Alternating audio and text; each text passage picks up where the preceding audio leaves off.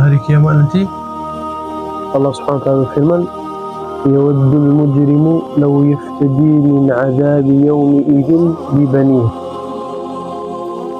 Orang yang banyak melakukan dosa, yang dah jadi ahli neraka, dia sanggup untuk jadikan anak dia sebagai tebusan untuk diselamatkan diri dia daripada api neraka. Tak ada satu orang pun yang lebih sayang anak dia daripada seorang ayah ataupun seorang ibu. Tapi dengan kedahsyatan hari kiamat nanti, dia sanggup untuk jadikan anak dia sebagai tebusan untuk selamatkan diri dia daripada api neraka. Hari kiamat ni mesti kena ada dalam fikiran setiap satu orang, mesti kena buat persiapan. Semoga Allah Subhanahu wa taala pelihara kita semua.